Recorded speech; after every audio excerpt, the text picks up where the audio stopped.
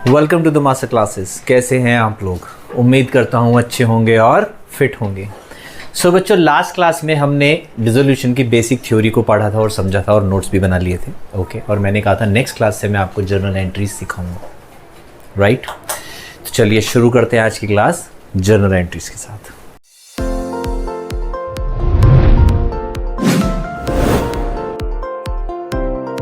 हाँ जी बच्चों, देखिए मैंने आपको बताया था कि इसमें एक रियलाइजेशन अकाउंट बनता है जो लास्ट क्लास में आपको अच्छे से बता चुका हूँ, और सारे एसेट्स और आउटसाइडर लायबिलिटीज हम उसमें ट्रांसफर कर देते हैं। फिर हर एसेट को बेचा जाता है रियलाइजेशन के थ्रू और हर लायबिलिटी की पेमेंट की जाती है रियलाइजेशन के थ्रू। ओके, तो सबसे पहला काम क्या है? सबसे पहला काम होता है कि बैलेंस शीट में जितने भी एसेट्स हैं उसको रियलाइजेशन में ट्रांसफर कर दो। क्या एंट्री बनेगी?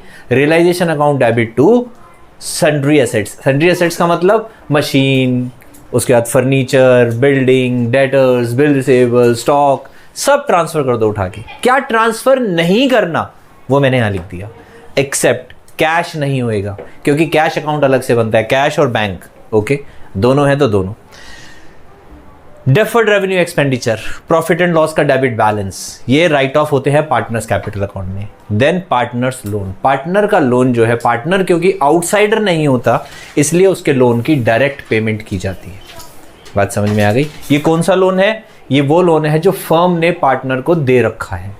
ओके, असेट साइड में इसका मतलब फर्म का असेट है, इसने पार्टनर को दे रखा, वापस लेना है, तो उससे हम क्या करेंगे? कैश भी ले सकते हैं और कुछ क्वेश्चंस में हम क्या करेंगे? उसके कैपिटल अकाउंट में ट्रांसफर कर देंगे, काट लेंगे उससे, यानी कि डेबिट साइड में ट्रांसफर हो जाएगा पार्टनर्स कैपिटल अकाउंट, राइट?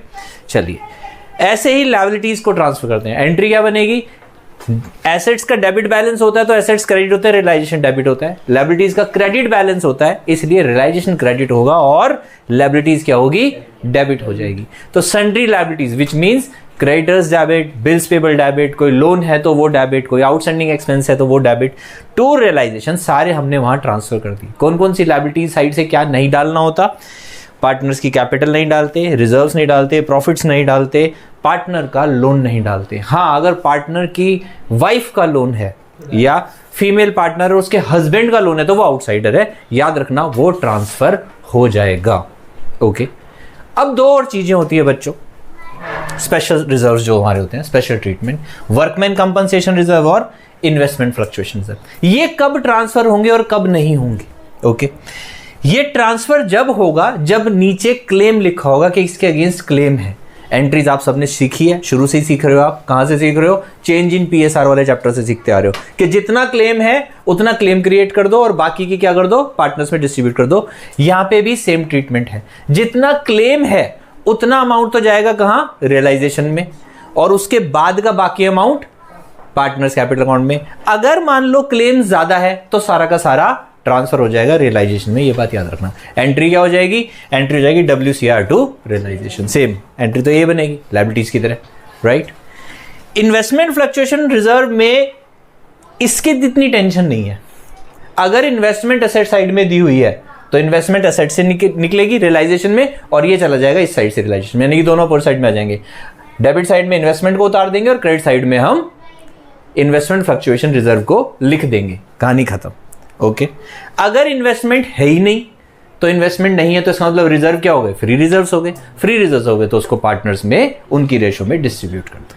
बात समझ में आ गई? एंट्री तुम्हें अच्छे से आती है, इसकी भी आती है और इसकी भी आती है। अगर ये क्लेम नहीं है तो सारा कहां चला जाएगा? पार्टनर्स में।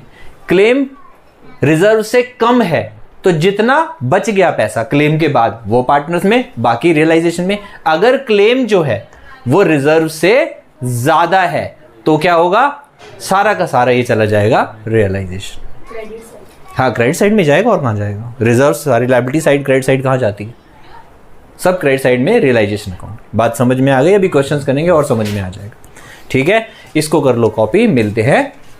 हाँ जी बच्चों, पार्टनर लोन, पार्टनर के लोन की पेमेंट कैसे होती है? अगर पार्टनर ने लोन ले रखा है या पार्टनर ने लोन फर्म को दे रखा है, दोनों ही केसेस में डायरेक्ट पेमेंट होती है बैंक अकाउंट से। जनरल एंट्री क्या हो जाएगी, अगर हमने पार्टनर को पैसे दे रखे हैं, लोन दे रखा है, तो हम उससे पैसे ले लेंगे, bank account debit to partners loan account. और अगर मान लो हमने उससे लोन ले रखा है तो अब हम उसे पैसे देंगे, तो partners loan account debit to bank account पैसे चलेंगे। अगर मान लो पार्टनर कोई डिस्काउंट दे देता है कि चलो यार कम दे दो, कोई बात नहीं, नुकसान हो गया, फर्म बंद हो रही है, तो हम क्या करेंगे, मान लो पार्टनर का लोन 10,000 का था, उसने 9,000 में सेटलमेंट कर ली, तो 1,000 रुपए का डिस्काउंट कहाँ चला जाएगा, रियलाइजेशन अकाउंट में चला जाएगा। बात समझ में आ गई? ओके। अनरिकॉर्डेड एसेट, मान लो कोई ऐसा एसेट है जो रिकॉर्डेड नहीं है, यानी कि बुक्स में नहीं था, बैलेंस शीट में नहीं था, पर अब वो मिल गया, सामान बेच रहे थे, कहीं दबा पड़ा था, निकल गया, पुराना था, कबाड़ा था या कुछ भी था, अब वो बिक गया तो पैसे आ गए, bank account debit to realisation. ऐसे ही मान लो कोई लायबिलिटी थी जो लिखना भूल गए, तो वो पैसे मांगने आ गया, भाई मेरे भी दो, मेरे पैसे हैं, तो पैसे देने हैं, realisation account debit to bank account. सब कुछ रियलाइजेशन के थ्रू ही होता है। ओके। अगर किसी पार्टनर ने कोई एसेट ले लिया, एसेट टेकन बाय पार्टनर, तो partners capital account debit to realisation account, यानी कि पैसे नहीं आके वो क्या हो गया, उसकी कैपिटल में एडजस्ट हो गया। तो दो जगह एंट्री आएगी, रियलाइजेशन के क्रेडिट साइड में और पार्टनर्स कैपिटल अकाउंट के डेबिट साइड में, दोनों जगह एंट्री आ जाएगी। ओके। एसेट्स बिक गए, बेच दिए, एसेट्स बेचने हैं, फर्म बंद करनी है, सब कुछ बेचना है, हिसाब करना है, bank account debit to realisation. Liabilities की पेमेंट करनी है, realisation account debit to bank account. एक और लिख लीजिए, लायबिलिटी पेड बाय पार्टनर, जैसे एसेट ले लिया तो लायबिलिटी की पेमेंट भी तो कर सकता है partner.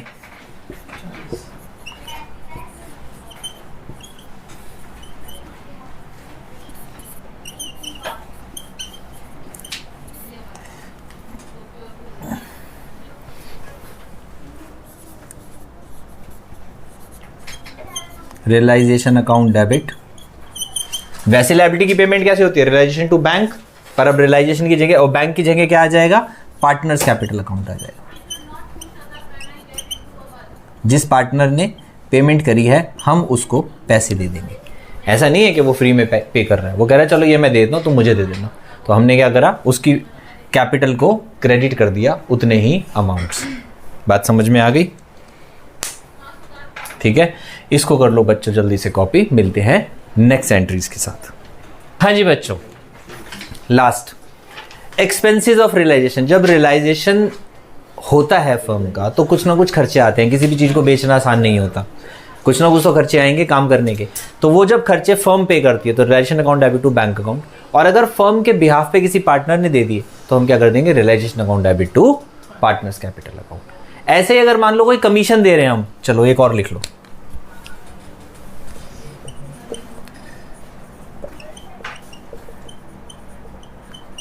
Commission paid to partner. Commission भी हो सकता है और सैलरी वर्ड भी हो सकता है।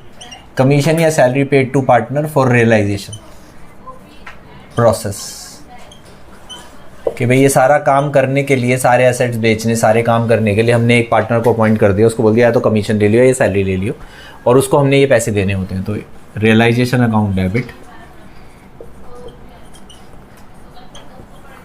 To partners capital account.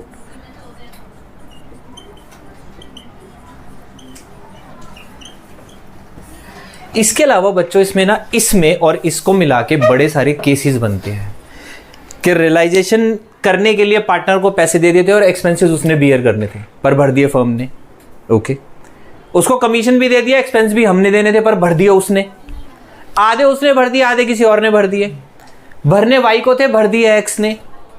ऐसे करके बड़े सारे केसेस बनते हैं और बहुत इंपॉर्टेंट है। एग्जाम में जर्नल एंट्रीज अगर आएगी तो इसी टॉपिक पर आएगी, पर अगर मैं अभी समझाऊंगा तो बच्चों आपको समझ नहीं आएगा।